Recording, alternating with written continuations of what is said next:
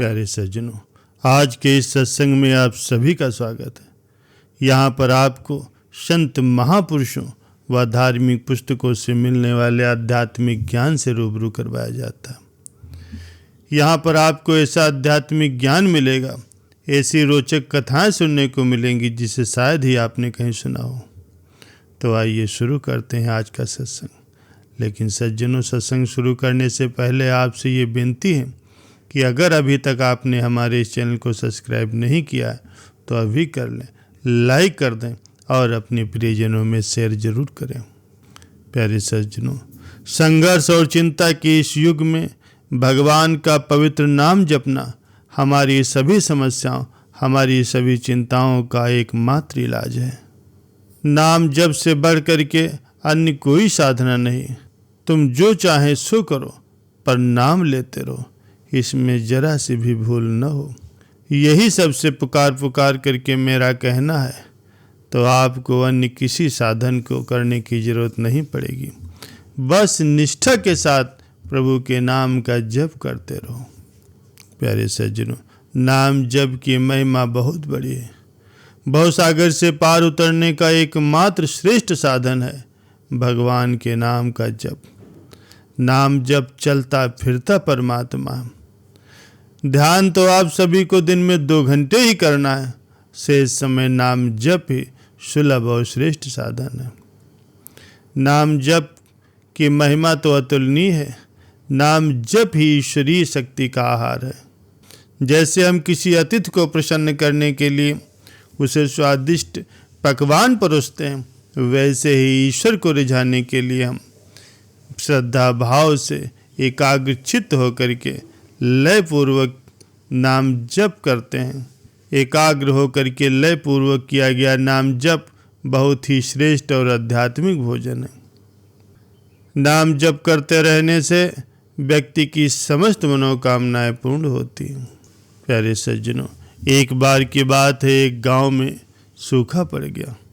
सूखे की वजह से सारी फसलें खराब हो गई। गांव के सारे तालाब, सारे कुएं सूखने लगे। पीने तक के लिए पानी मिलना मुश्किल हो गया। ये सब देखकर गांव के मुखिया ने सभी गांव वालों को एकत्र किया और कहा, भाइयों, हमारे गांव में भयंकर सूखा पड़ा है। कुओं और तालाबों में भी कुछ ही दिनों का पानी बचा है। ऐसे में अगर हमने कुछ नहीं किया तो हम सभी मारे जाएंगे। ये सुनकर के सभी गांव वाले आपस में विचार करने लगे कि अब क्या करें, लेकिन किसी को कोई उपाय समझ में नहीं आया। गांव का मुखिया और गांव वालों ने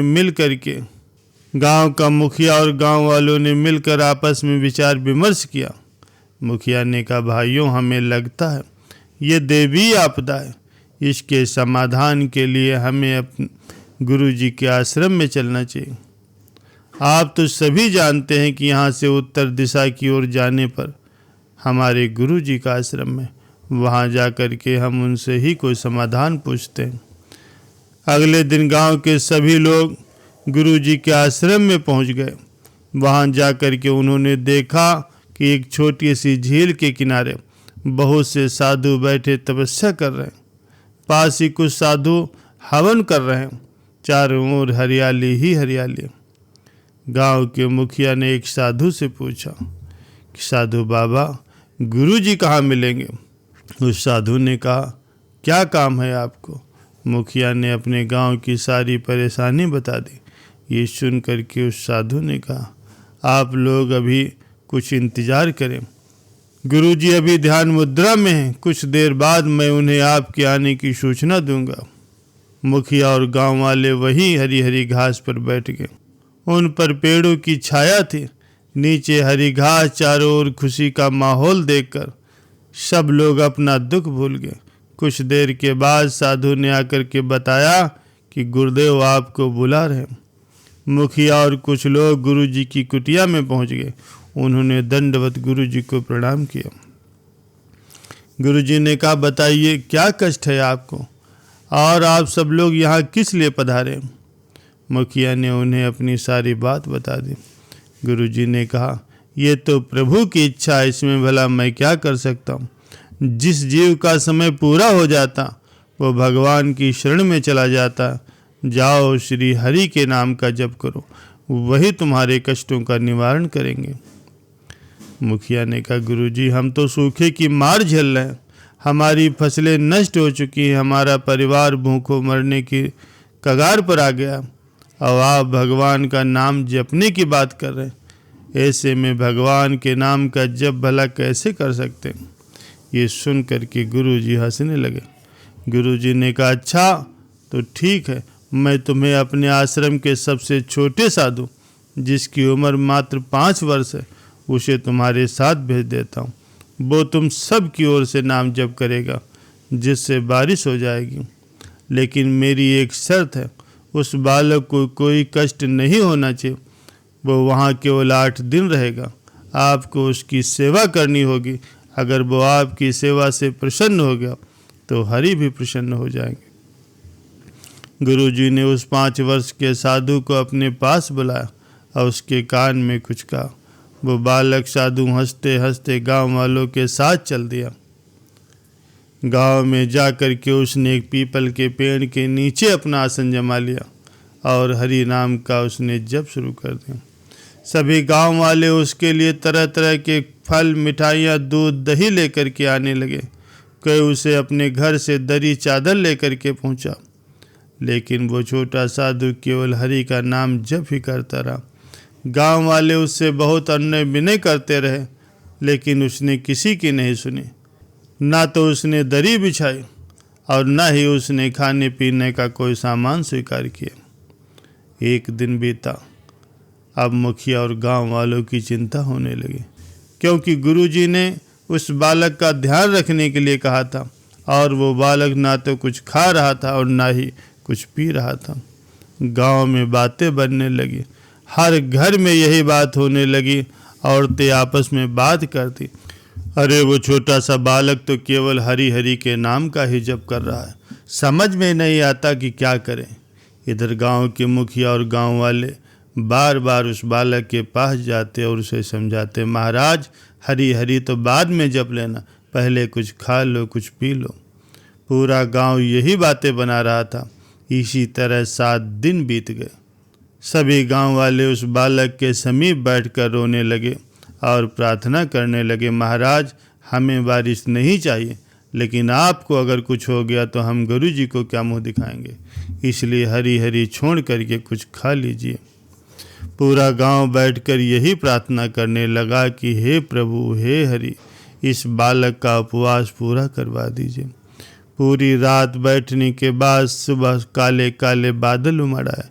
कुछ ही देर में झमाझम बारिश होने लगी, लेकिन गांव वाले कहीं ये बालक भीग न जाए, इसलिए उस बालक के ऊपर बांस खड़ा करके छप्पर बनाने में लग गए। मुखिया ने कहा, हे प्रभु, हे हरि, हम तो पहले से ही बहुत परेशान थे और आपने बारिश और करा दी। इस बारिश को बंद कर दीजिए। कहीं ये भूखा बालक अगर बारिश में भीग गया, कहीं बीमार पड़ गया, तो बहुत चिंता हो जाएगी। यह सब देखकर उस साधु बालक ने अपनी आंखें खोली और कूद कर खड़ा हो गया। वो साधु बालक कहने लगा कि मेरा काम हो गया, आपके गांव में बारिश हो गई, अब मैं चला। वो बालक आगे आगे चल रहा था और पूरा गांव उसके पीछे पीछे। सब आश्रम तक पहुंच गए। गुरुजी ने कहा, मुखिया जी, आपकी परेशानी खत्म हो गई, अब आप यहाँ क्यों आए हो? मुखिया और पूरा गांव गुरुजी के पैरों में गिर गया। मुखिया ने कहा, गुरुजी, आपके इस नन्हे साधु ने तो ना तो कुछ खाया है और ना ही पिया है, केवल हरि हरि के ही नाम का जप करता रहा।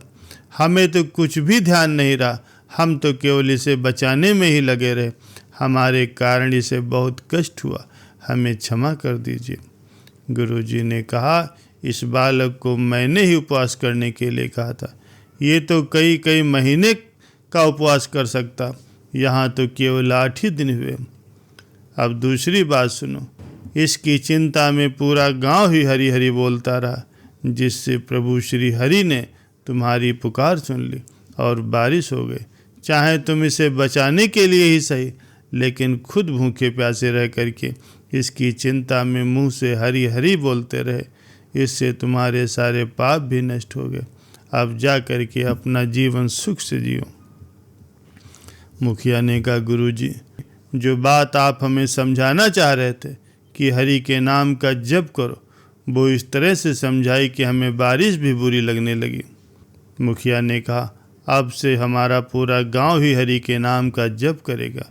जिस पेड़ के नीचे बैठकर हमारे इस नन्हे साधु ने जप किया, वहाँ श्री हरि का एक भव्य मंदिर बनवाया जाएगा। गुरु से आशीर्वाद लेकर के सभी गांव वाले वापस आकर के भगवान के नाम का जप करते हुए अपना जीवन सुखपूर्वक बिताने लगे। प्यारे सज्जनों, आशा करता हूँ कि आज का सत्संग आपको अच्छा लगा होगा। अच्छा लगे तो कमेंट करके अवश्य बताइए। सत्संग सुनने के लिए आप सभी का बहुत बहुत धन्यवाद।